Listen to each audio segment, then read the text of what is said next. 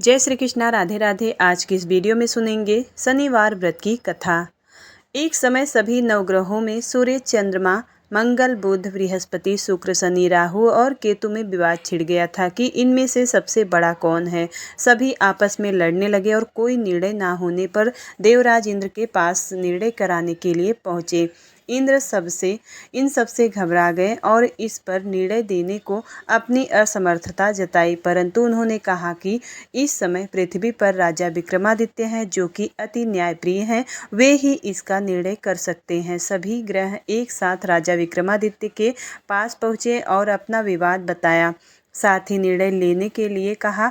अब राजा इस समस्या से अति चिंतित हो उठे, क्योंकि वे जानते थे कि जिस किसी को भी छोटा या बड़ा बताया गया वह कुपित हो उठेगा। तब राजा को एक उपाय सूझा। उन्होंने सुवर्ण, रजत, कांस्य, पीतल, सीसा, रांगा, जस्ता, अभ्रक और लोहे के बने सिंहासन 9 सिंहासन बनवाए और इन्हें इसी क्रम में रख दिया।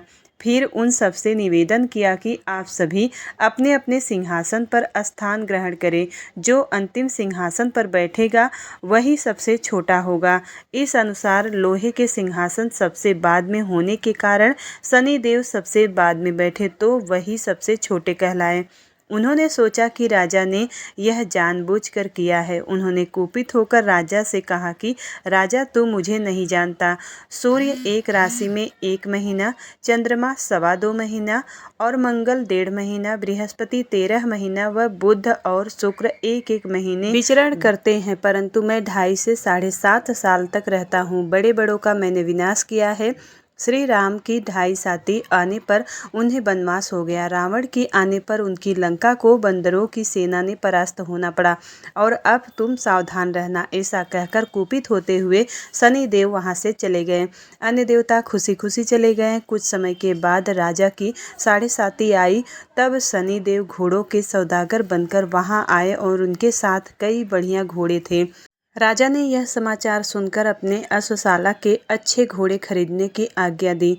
अब उसने कई अच्छे घोड़े खरीदे। एक एक सर्वोत्तम घोड़े को राजा को सवारी हेतु दिया गया और राजा ज्यों ही उस पर बैठा वह घोड़ा सरपट वन की ओर भागते हुए वह वन में पहुंच गया और वहां पर राजा को गिराकर अंतर्ध्यान हो गया और राजा भूखा प्यासा भटकता रहा। तब एक ग्वाले ने उसे पानी पिलाया। राजा ने प्रसन्न होकर उसे अपनी अंगूठी दी। वह अंगूठी देकर राजा नगर को चल दिया और वहां अपना नाम उज्जैन निवासी बीका बताया। वहां पर एक सेठ की दुकान थी। उसने जल इत्यादि पिया और कुछ विश्राम भी किया। भाग्यवश उस दिन सेठ की बड़ी बिक्री हुई। सेठ उसे खाना इत्यादि कराने खुश हो गया। अब अपने साथ घर ले गया। वहां पर उसने एक खूंटी पर देखा कि हार टंगा हुआ है, जिसे खूंटी निगल रही है। थोड़ी देर के बाद पूरा हार गायब हो गया। तब सेठ ने आने पर देखा कि हार गायब है। उसने समझ गया कि बीका ने ही उसे चुराया है। अब उसने बीका को कोतवाल के पास पकड़वा दिया। राजा ने भी उसे चोर समझकर हाथ पैर कटवा दिए। वे चौरंगिया बन गया। हाथ पैर कटवाने के बाद नगर के बाहर फेंकवा दिया गया। वहां से एक तेली निकल रहा था कि जिसे दया आई और उसने बीका को अपनी गाड़ी में बैठा लिया और वह जीभ से बैलों को हाँकने लगा। उस काल राजा की शनि दशा समाप्त हो गई। वर्षा काल आने पर वह मल्हार गाने लगा। तब वह जिस नगर में था वहाँ की राजकुमारी मनभावनी को वह इतना भाया कि उसने मन ही मन प्रण कर लिया कि उस राग गाने वाले से ही विवाह करेगी। उसने दासी को ढूंढने भेजा। दासी ने बताया कि वह तो एक चौरंगिया है, परंतु राजकुमारी न मानी। अगले ही दिन उठते ही वह अनशन कर बैठी गई।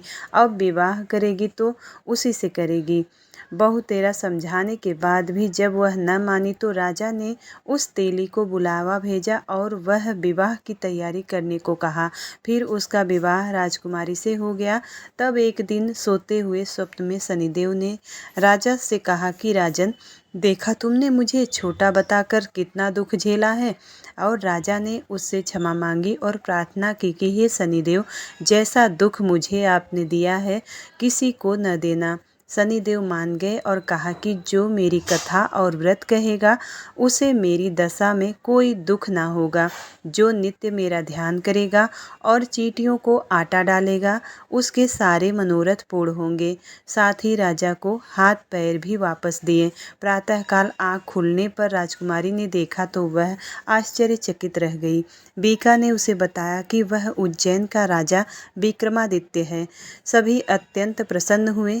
सेठ ने जब सुना तो वह पैरों पर गिरकर क्षमा मांगने लगा और राजा ने कहा कि वह तो शनिदेव का कोप था, इसमें किसी का कोई दोष नहीं था। सेठ ने फिर भी निवेदन किया कि मुझे शांति तब मिलेगी जब आप मेरे घर चलकर भोजन करेंगे।